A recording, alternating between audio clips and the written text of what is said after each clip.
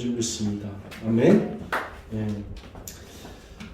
사랑하는 성도 여러분, 이 시간에 우리 하나님 말씀 누가복음 19장 1절에서 10절까지 있는 말씀 가지고 말씀의 제목은 예수를 만나 삶의 변혁이 일어난 사람 삭개오. 우리 이 부분을 놓고서는 우리 같이 나누기 원합니다. 우리 말씀의 제목을 같이 한번 읽습니다. 시작. 예수를 만나 삶의 변혁이 일어난 사람.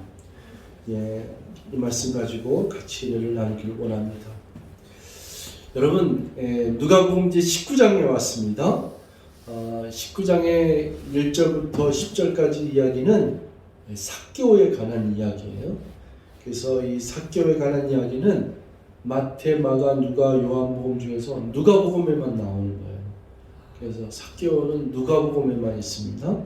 그래서 오늘 본문에 있는 말씀 생각해서 삭개오라는 인물이 대체 누구냐 생각하시고, 오늘 말씀의 제목이 있는 것처럼 예수를 만나 삶의 변혁이 일어난 사람, 삶의 변화가 일어난 사람, 이 뜻이죠. 여러분, 예수를 만나면은 사람이 변할까요? 예. 네. 아멘. 아멘. 네. 변할 줄 믿습니다. 변해야 됩니다. 물론 많은 사람들이 기독교인이 됐음에도 불구하고 예수를 믿었음에도 불구하고 변하지 않는 모습, 예전과 똑같은 모습을 보면서 회의적이다든지 예수를 믿어도 안 돼, 저 사람은 예수를 믿어도 변하지 않아, 예수를 믿은들 무슨 소용이 있어, 이런 얘기들을 흔히 할 수 있는 사회에 우리가 살고 있습니다. 사실은 예수를 믿으면은, 진짜로 예수를 만난 사람은 진정한 변화가 일어나야지 될 줄 믿습니다. 아멘. 그리고 변화가 일어날 줄 믿습니다. 아멘. 변화 정도가 아니라, 제가 변혁이라고 그랬었잖아요. 혁신적으로 변화와 혁신적인 그런 움직임, 변혁이 일어날 줄 믿습니다. 이것을 여러분들 가슴속에 세우시고, 과연 나는 예수를 만나서 변화가 일어났나? 예수를 믿어서 내 인생에 변혁이 일어났나? 이런 걸 질문을 던져보시면서 오늘 말씀을 좀 같이 잘 새겨서 들으시고 은혜를 나누기를 원하겠습니다. 자, 우리 19장 1절부터 보면은 예수께서 여리고로 들어가 지나가시더라. 예수님께서는 18장에서요, 제자들과 함께 어디로 가려고 했냐면은 예루살렘으로 올라가자, 이렇게 얘기가 시작이 돼요. 그런데도 불구하고 예수님은 여리고를 통과해서 간다는 얘기는 누군가를 만날 일, 또 예수님의 전도의 사역과 영혼을 찾고, 잃어버린 영혼을 찾고자 하는 하나님의 계획 속에서 예수님이 여리고로 들어간 줄 믿습니다.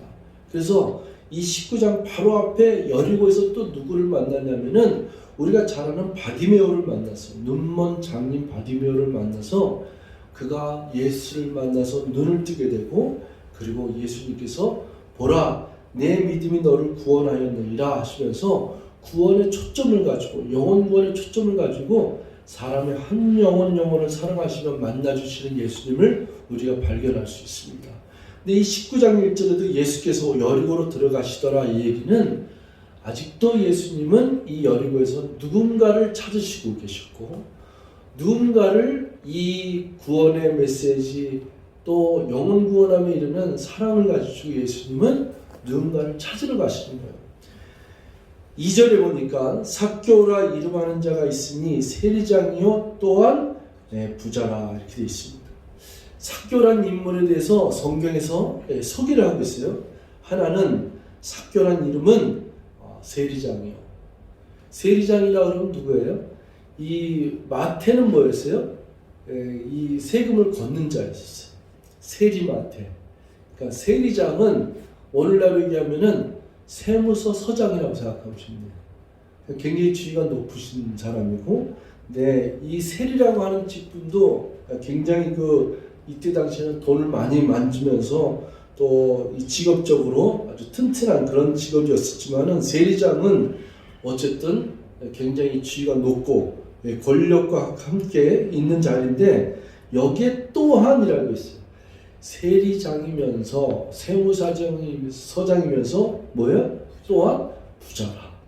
여러분 이제 삭개오 그러면 세무서장, 그 다음에 또 한 부자다 이렇게. 3절 한번 볼게요.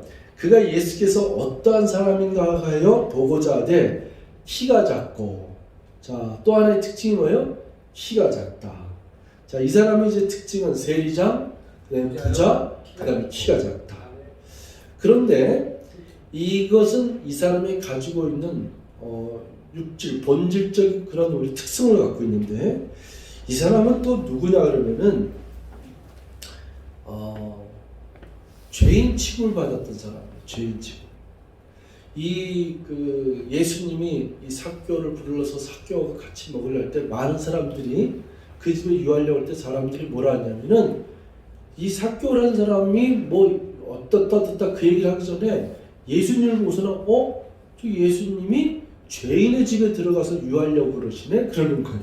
그러니까 세리의 집에 가서 밥 먹거나 그곳에서 머물려고 그러면은 사람들은 어떻게 평가했느냐? 특별히 이 서기관들이나 율법학자들은 어떻게 표현하면은 예수가 죄인의 집에서 식사를 하려고 했다.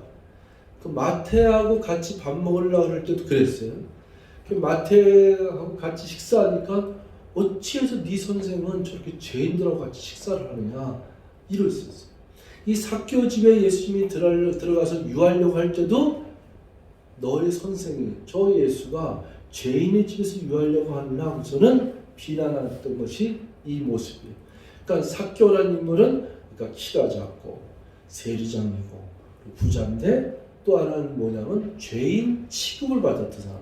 죄인이라고 얘기한다는 게 아니라 죄인 취급을 받았던 사람 이렇게 볼 수 있어요. 이거를 좀 생각하면서 우리가 이제 말씀을 좀 전개해 나왔습니다. 근데 여기서요 중요한 것의 하나는 3절에 그가 예수께서 어떠한 사람인가 하여 보고자 하되 하는 이 삭개오의 마음이 중요해요. 삭개오는 예수를 그냥 어떤 사람이냐 보고자 하면은 그냥 보면 되는 거예요. 소문만 들으면 돼요. 어떤 사람인가 하면 그래 그 사람이 어떻다는데 이렇게 들으면 되는 거예요. 근데 이 삭개오의 마음에는 예수를 만나고자 하는 열망이 있었던 줄 믿습니다.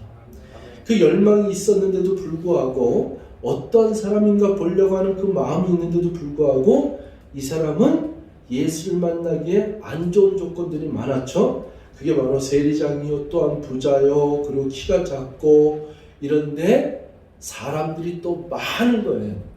그냥 사람이 없이 예수님이 눈앞에 지나가면은 그냥 만나면 되는 거잖아요. 그런데 키도 작은 데다가 사람들도 많은 데다가 사람들이 자기를 죄인 취급하니까 그 틈을 타서 예수를 만나기가 쉽지 않은 환경 속에서 그런데도 불구하고 예수를 만나고자 하는 열망 때문에 4절에 보니까 앞으로 달려가서 보기 위하여 뭐 하기 위해서 달려갔어요? 보기 위하여 만나기 위하여 그 다음에 돌무화과 나무에 올라가니 키가 작고 사람들은 많으니까 이 사람이 방법을 쓴 것이 어떻게 해요?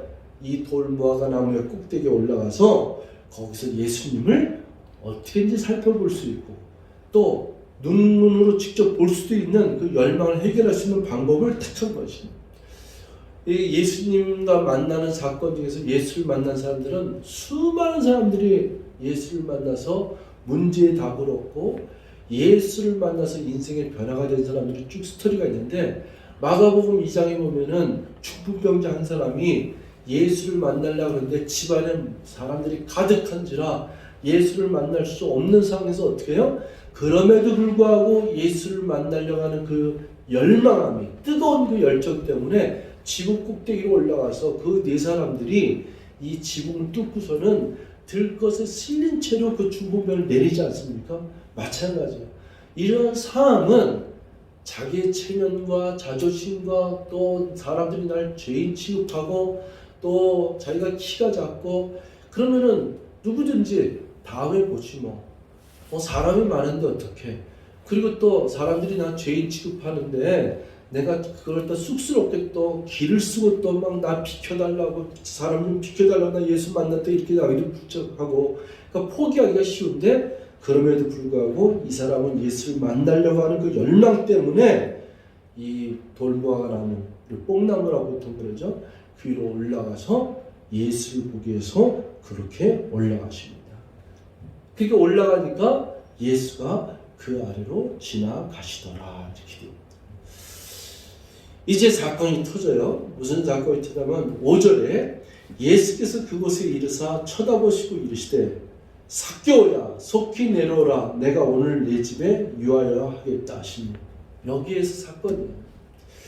여러분 이 부분에서 이 삭개오가 이 돌무화과 나무에 올라간 시점하고 바로 그 밑에 예수님이 지나가는 이 순간 속에서 만남은 매칭이 되는 거죠.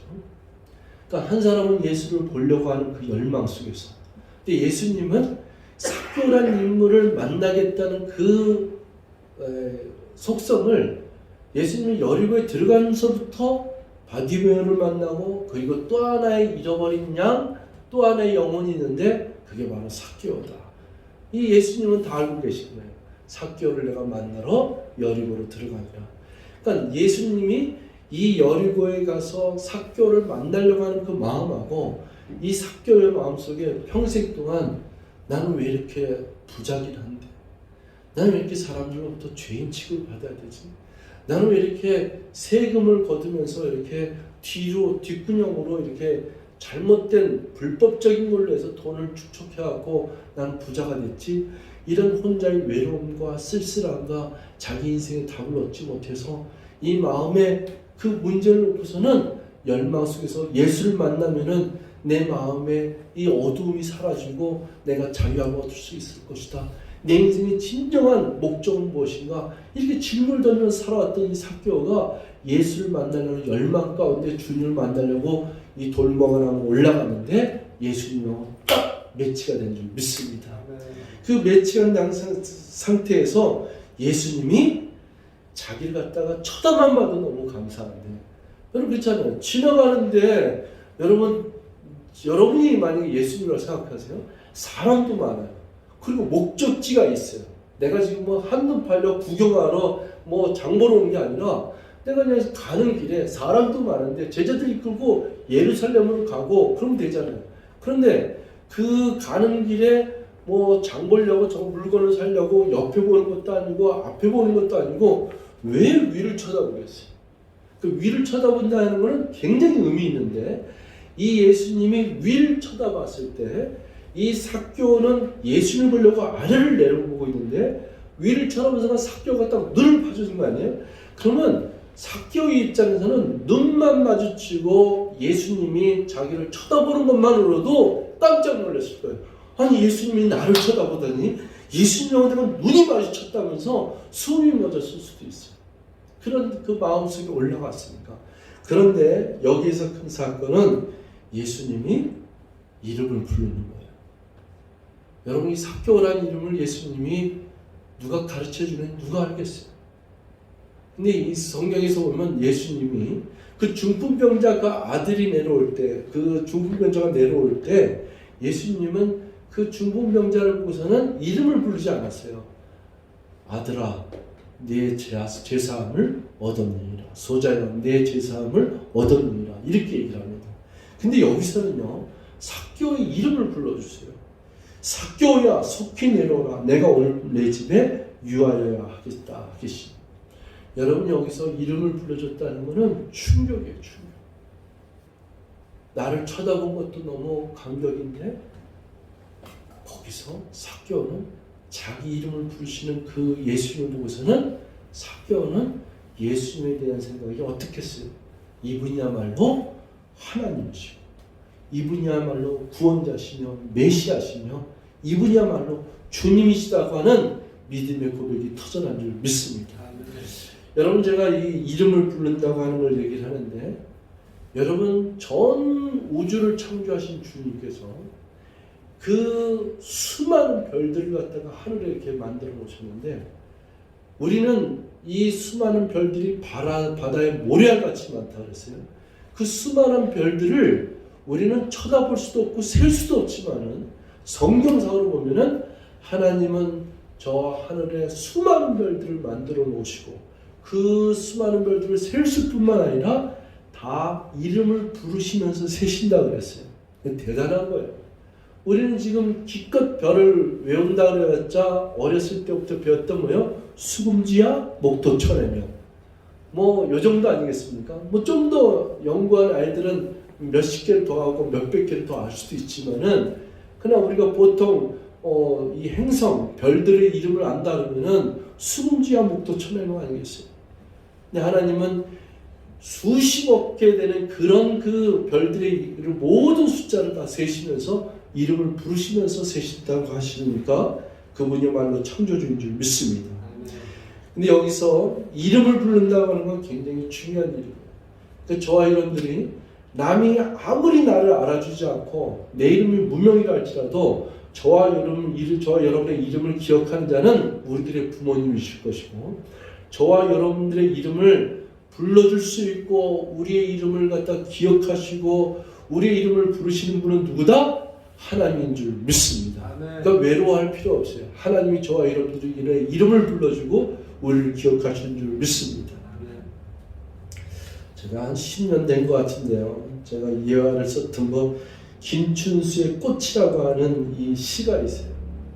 그 시를 우리 성도들에게 설교 때 한번 제가 예화를 들은 적이 있는데 이 시를 한번 제가 읊어드리겠어요. 내가 그의 이름을 불러주기 전에는 그는 다만 하나의 몸짓에 지나지 않았다. 내가 그의 이름을 불러주었을 때 그는 나에게로 와서 꽃이 되었다. 내가 그의 이름을 불러준 것처럼 나의 이 빛깔과 향기에 알맞은 누가 나의 이름을 불러다오. 그에게로 가서 나도 그의 꽃이 되고 싶다. 우리들은 모두 무엇이 되고 싶다. 너는 나에게, 나는 너에게 잊혀지지 않는 하나의 눈짓이 되고 싶다. 이게 누군가 나의 이름을 불러다오. 이 시거든요. 그러니까 여러분 이름을 불러준다는 것은 굉장히 의미 있어요. 이름을 불러줬더니 나에게 의미 있는 꽃이 되었다. 향기가 되었다. 계획이 되었다. 저와 여러분들도 우리가 하나님께서는 저와 여러분들을 너는 나의 존귀한 자녀다고 그렇게 말씀하시면서 우리들의 이름을 불러주신 줄 믿습니다. 아멘. 오늘 여기에 참석하신 한 분 한 분 하나님께서는 여러분을 이 세상에 온처럼 얻어도 귀하게 너무나도 존귀한 이름을 우리에게 지어주셨고 그 존귀한 이름을 예수님께서는 불러주신 줄 믿습니다. 아멘. 그 예수님의 음성을 듣고 나의 이름을 불러준 그 주님의 응답하는 우리들의 모습은 진정 변혁이 일어날 줄 믿습니다.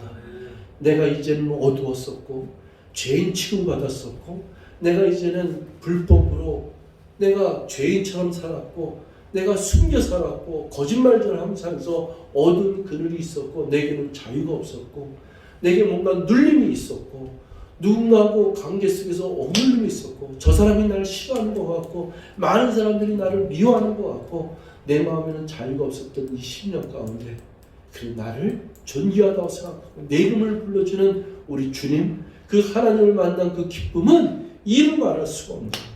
그래서 이제부터 이 변혁된 변화가 된 이 마음속에 진정한 자유를 얻은 이 사개오는 이제 움직이기 시작합니다. 6절에 보면은 급히 내려와서 어떤 마음에 그 마음이 얼마나 즐겁겠어요. 얼마나 기뻤겠어요.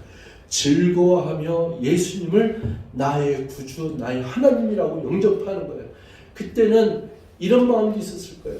키가 작고 죄인 취급해갖고 이런 것도 있었지만은 내가 예수님 앞에 나갈 자격이 없어. 저 예수님은 많은 사람들에게 병도 고쳐주시고 천국복음 설교해주시고 구원의 메시지를 선포하지만은 내가 어떻게 예수님 앞에 나갈 수 있어? 나 같은 죄인이 어떻게 예수님 앞에 나갈 수 있어? 이런 마음도 있었을 거예요. 그 예수님을 만나는 그 벽이 무엇이에요? 죄예요. 인간이 하나님을 만나는 그 벽이 뭐예요? 그게 죄예요. 그런데 이 죄사함을 얻은 사람, 메시아를 만난 사람의 심령에는 이런 어둠에 눌렸던 심령이 다 떨쳐버리고 자유함을 얻게 되는 줄 믿습니다. 아멘. 그 자유함 속에서 기쁨으로 내려가는 거예요. 예수님이 내 이름을 부르고 속히 내려와라, 내가 내 집에 유하였다 하겠다 했으니까 이삭야는 자유함 속에서 가벼운 마음으로 꽁충 뛰면서 내려와서 예수님을 만나는 거예요. 그리고 그분을 메시아로 영접하는 거예요. 그럴 때 7절에 보면은 아까 설명을 드렸지만 무사람이 보고 순결을 이르되 저가 죄인의 집에 유하려 들어갔도다 하더라. 사실 인류 가운데 아담과 하와의 자손 우리 모두는 다 죄인인 줄 믿습니다. 우리가 만약에 예수를 영접했다 그러면은 사람들이 보기에 아무게 이은근 저 죄인의 집에 예수님이 들어갔다 이렇게 얘기하더라도 그건 전혀 잘못된 게 아니에요. 왜? 우리가 다 죄인이었습니까?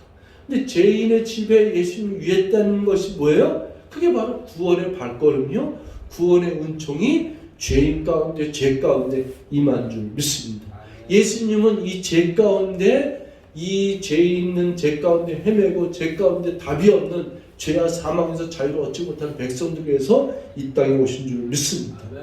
그런데 8절에 보니까 다 같이 한번 읽습니다. 시작. 삭개오가 서서 주께 여짜오되 주여 보시옵소서. 내가 소유의 절반을 가난한 자들에게 주겠사오며 만일 누구의 것을 속여 빼앗은 일이 있으면 내 갑절이나 갚겠나이다. 여러분 여기서 한 가지요. 번역 중에서 뭐냐면은 내가 소유의 절반을 가난한 자들에게 주겠사오며, 자기가 가지고 있는 소유의 절반을 주겠다는 건 대단한 거예요. 여러분 오늘날 우리가 은혜를 받고 예수 믿는다 해도 자기 소유의 절반을 갖다가 이렇게 나눠주겠다고 하는 건 대변역이에요. 그런데 또한 누구의 것을 속여 빼앗은 일이 있다면, 이게 뭐예요? 속여 빼앗은 일이 뭐예요? 사실 이 세리장이 왜 죄인 취급받냐면은 로마 총독부터 위임받은 사람들이에요. 그러니까 너는 올해 세금을 만약에 1억을 걷어라. 근데 1억을 더 걷어서 1억은 갖다 주고 남은 돈을 지가 챙겨도 아무런 잘못이 없는 거예요. 오늘 내가 거들한 세금을 다 걷었으니까. 이 사람은 세리장이나 세리들은 거둔 돈을 로마 총독에다 갖다 바치면 되는 거고, 그리고 좀 더 걷는 자기 입마에 핏든다 해도 그 잘못이 없는 거예요. 그 상황에서는. 그런데 사람들은 어떻게 해요? 이 서민들의 그런 그 세금을 또 돈을 갈취하고 부자가 되는 전 죄인 취급받았던 사람들이에요. 근데 속여서 빼앗은 일이 있으면은 내 갑절이나 갚겠나이다. 여러분 출애굽기 22장에 보면은 모세 율법에서는요, 배를 갚으라고 했거든요. 네가 만약에 도둑질한 것이 있다 그러면은 2배 배를 갚으라 그래요. 근데 이 삭개오는 혁명이 어떻게 일어났어요? 갑절만 갚으면 되는데 그거에 더블로 4갑절을 갚겠다 그랬어요. 그러니까 이 사람이 예수를 만난 기쁨에 이제 돈이 무슨 소용이겠나? 내가 속여서 돈 벌어서 부자가 된 거 이것이 무슨 의미야? 내가 예수를 만났는데 내 것은 다 하나님으로부터 왔고 내 것은 다 내가 아닌데 가난한 자들에게 나눠준 것이 맞다 하고 내가 속여서 빼앗은 거 있다면 2배가 아니라 4배라도 갚겠나이다 하고 이렇게 선언하며 선포하는 거예요. 사실 크리스찬에게서 여러 가지 변혁이 많겠지만은 만약에 저와 여러분들이 이 세상을 살아가는 중에 변화 중에서 크게 2가지가 있다면, 하나는 나의 시민권은 저 하늘나라에 있다는 거예요.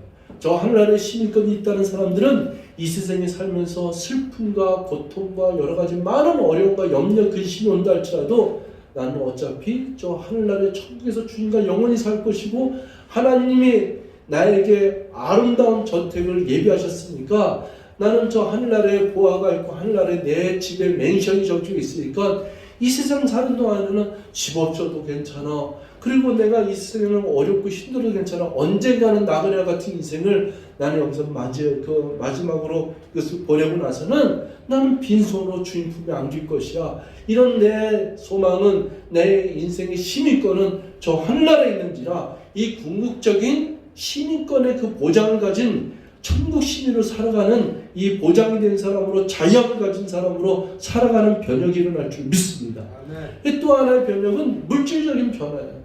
이 세상에 빈손으로 왔다 빈손으로 가는 인생, 나는 저 천국에 집이 있고 저 하늘나라에 집이 있고 아버지께서 내게 보장된 맨션이 있으니까 어차피 나그네 같은 인생 사는 동안에 내가 이것에 아무리 쌓아둔들 그걸 내가 가져갈 것도 아니니까 내가 인생에 사는 동안에는, 이 세상에 사는 동안은 나그네 같은 삶을 살아야지.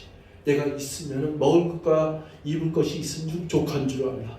그래서 내가 있는 건 나눠주고 베풀고 어려운 자들은 그냥 보내지 않고 섬기고 도와주며 내 것을 위해서 가난하고 헐벗은 자에게 나누고 베풀고 내 주머니를 털어서 더욱더 주님께서 원하시고 기쁘시는 영혼을 살리는 일에 내가 복음 전하며 예수의 십자가의 사랑 전하며 살아야지.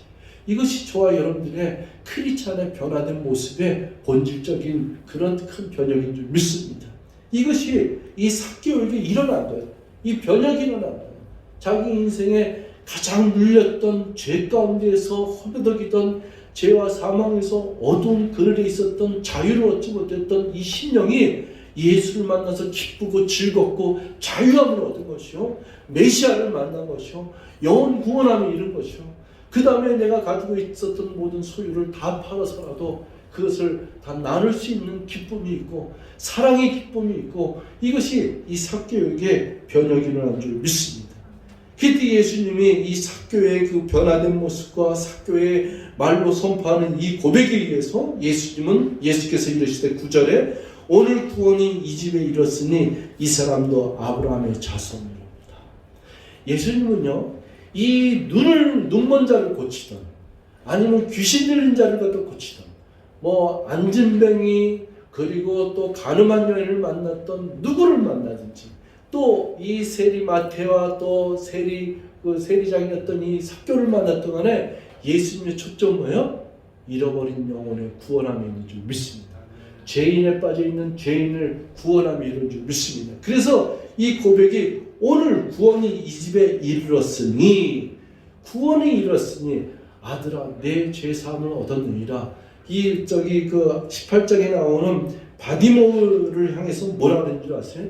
보라 내 믿음이 너를 구원하였느니라. 여러분, 저와 여러분들의 사실 인생이 들어가는 중에서 수많은 만남이 있지만 그 만남의 초점에서 가장 중요한 초점이 뭐냐면은 이 영혼이 예수를 만나서 구원함을 이뤘는가. 이것이 굉장히 중요한 초점이에요. 오늘 나는 부자하고 식사를 할 수도 있어요. 나는 내무장관하고 내일 만나서 점심 약속을 할 수 있어요. 그런데 나의 관심은 이 사람이 정말 내무장관 맞는가? 이 사람은 차를 가지고 있는가? 이런 관심보다도 제가 만약에 내무부 장관을 만나고 법무부 장관을 만나고 대통령을 만난다 하더라도 내일 점심 식사를 하면서 내가 만난다 하더라도 저의 관심은 뭐예요? 이 대통령이, 이 내무부 장관이 예수를 알고 있는가? 예수를 만나서 이 사람은 죄에서 자유함을 얻었는가? 구원함에 이르렀는가? 이것이 우리들의 인생의 최대의 관심사요, 초점이 될 줄 믿습니다. 그래서 예수님은 이 선언이 뭐예요? 이 사람도 아브라함의 자손이다. 이 사람도 오늘 구원이 이 집에 이르렀다. 그리고 10절에 인자가 온 것은, 내가 이 땅에 온 것은 잃어버린 자를 찾아 구원하려 함이니라. 예수님이 이 땅에 오신 것은 메시아인 줄 믿습니다. 메시아는 구원자입니다. 뭘 구원한다? 잃어버린 영혼을 찾아서 그 영혼을 구원시켜서 죄와 사망에서 답을 얻지 못하고 헤매고 방황하며 어둡게 있는 죄인들을 예수님은 만나셔서 그 죄인에게 구원함에 이르는, 영혼 구원함에 이르는 그 구원자의 메시아의 목적을 분명히 선포하고 있는 줄 믿습니다. 사랑하는 성도 여러분, 이제 말씀을 마칩니다. 제가 이 말씀을 묵상하고 수없이도 설교를 했지만 또 삭개오의 이야기를 생각하면 예수를 만난 그 기쁨, 예수님이 나의 이름을 불러줘서 내 인생의 자유함을 얻었고 내가 영혼 구원함에 이르는, 이제는 뒤로 물러서서 침륜에 빠질 자가 아니요 예수를 믿어서 구원함에 이르는 믿음을 가진 자의 축복인 줄 믿습니다. 오늘 저와 여러분들에게서 가장 중요한 축복이 뭐겠어요? 예수를 메시아라고 인정하는, 예수님이 십자가에 달려 돌아가신 그분이 나를 죄 가운데서, 사망 가운데서 나를 건지신 나의 구세주, 나의 주님, 나의 메시아라고 고백하는 믿음의 축복인 줄 믿습니다. 다 우리는 신앙생활 가운데, 인생 가운데 제일 중요한 건 믿음의 문제예요. 내가 그분이 누구냐? 나의 구주로 믿어진다는 거예요. 그분이 누구냐? 나를 구원하신 주님이라고 믿어지는 거예요. 삭개오가 그동안에 살았던 인생 가운데서 그날 예수를 만난 그 마음속에 제일 중요한 초점이 뭐예요? 이분이 나의 구세주라고 그분을 기쁜 마음으로 영접한 거 아니겠어요? 그리고 그 영접한 그 기쁨이 자기 인생의 변화가 일어났고 변혁이 일어나서 선포하는 건 아니겠어요? 오늘 저와 여러분들에게 죄와 사망 가운데서 어떤 답을 얻을 수 없는 인생의 죄인의 인생길에서, 인생 여정길에서 우리는 예수를 만난 사람들인 줄 믿습니다. 예수를 만나서 변혁이 일어난 사람들인 줄 믿습니다. 이제 믿음의 선포를 했고 믿음의 고백을 하는 우리들의 믿음의 생활의 여정이 주님 만날 때까지 이렇게 아름답게, 그리고 또 이 천국의 시민권을 가진 자로서 이 세상 나그네 같은 인생 사는 동안에 기꺼이 내 것을 위해서 나누고 베풀고 십자가의 사랑 전하고 십자가의 복음 전하면서 빛의 자녀로 축복된 인생을 걸어가시는 저와 여러분들 되시길 주의 이름으로 축원드리겠습니다. 기도하겠습니다. 사랑의 하나님 고맙습니다. 오늘도 하나님의 은혜와 은총 가운데 예배를 드리게 하시며 또 생명의 말씀을 상고하며 나누며 또 하나님께서 나의 구원자가 되신 것을 선포하며 나의 이름을 불러주시는 우리 주님이 있기에 내 인생에 얼마나 자유함이 있으며 기쁨이 있으며 즐거움이 있으며 찬송할 이유가 있고 천성을 향해서 달려가는 이 성도의 발걸음이 시민권을, 천국의 시민권을 가진 자의, 하늘나라의 시민권을 가진 자의 이 복된 인생일을 달려가는 우리의 모습이 얼마나 복되고 아름다운 것인가를 다시 한번 우리가 고백하게 하심을 감사를 드립니다. 주님 영광 받아 주시옵소서. 감사드리고 예수님의 이름으로 기도하옵나이다. 아멘.